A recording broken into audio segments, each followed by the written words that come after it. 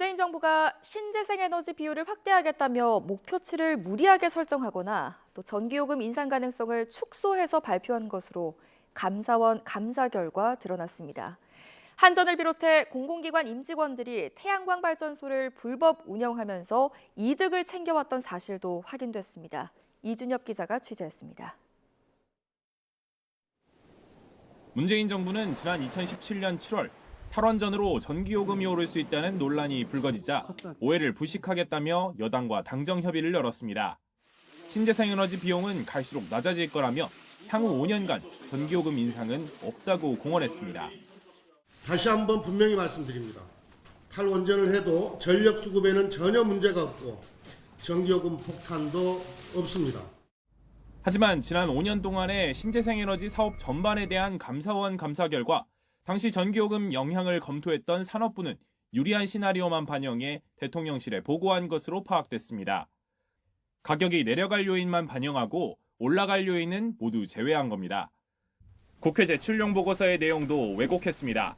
한전의 의뢰를 받고 외부 연구기관이 작성한 보고서에 신재생에너지에 따른 비용 증가 가능성이 언급되자 관련 부분 3분의 1을 임의로 삭제한 겁니다.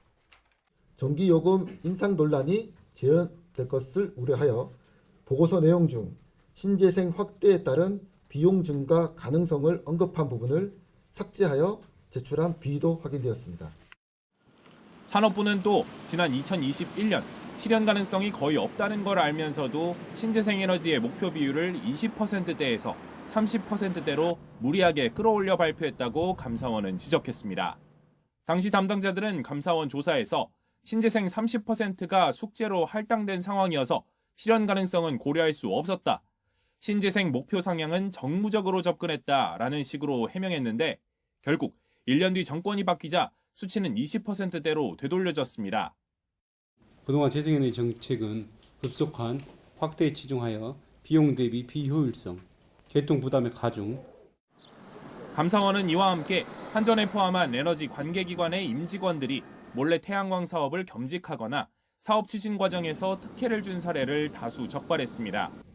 이에 따라 위법 부당하게 업무를 처리한 17명에 대해 소속기관 등의 징계나 주의를 요구하고 허가 없이 태양광 사업을 겸직한 공직자 240명에 대해선 추가 조사 뒤 징계할 것을 통보했습니다. YTN 이준엽입니다.